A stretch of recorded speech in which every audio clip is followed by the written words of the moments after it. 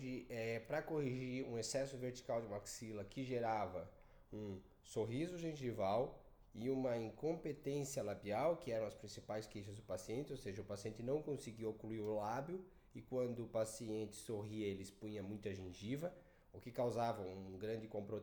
comprometimento estético e um comprometimento funcional por o paciente ter a incapacidade de selar os lábios. Foi tratado através de uma cirurgia ortognática. Nesse caso,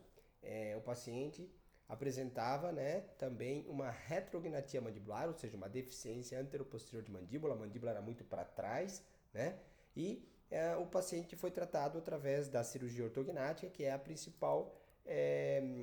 terapia, ou é a melhor terapia e é indicada nesses casos, quando o paciente apresenta essas queixas estéticas e funcionais. E nesse paciente, claro que a gente pensa que se tinha um excesso vertical, ou seja, um excesso de osso, a gente pensa que esse osso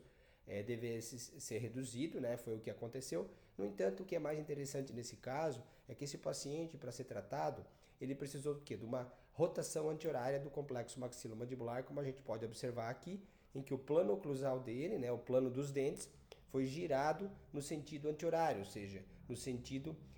contra o movimento natural do relógio, como a gente pode observar no ponteirinho acima. E aqui, nessa tomografia pós-operatória, onde a gente comparou o planejamento com o resultado obtido, a gente consegue observar o quão similar ficou em relação ao planejamento e a diferença na mudança desse plano oclusal em relação ao pré-operatório. Na visão frontal,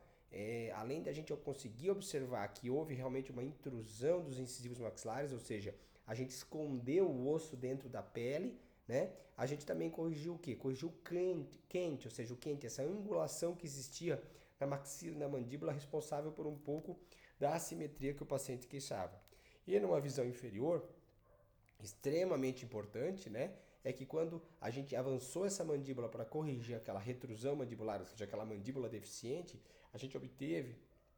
uma projeção simétrica dos corpos mandibulares, ou seja, a mandíbula apareceu mais simétrica na face. E adicionalmente na tomografia pós-operatória, a gente conseguiu ver o quê? Os gaps, ou seja, os espaços aonde que aconteceu o avanço mandibular, e esses espaços foram muito similares ao espaço planejado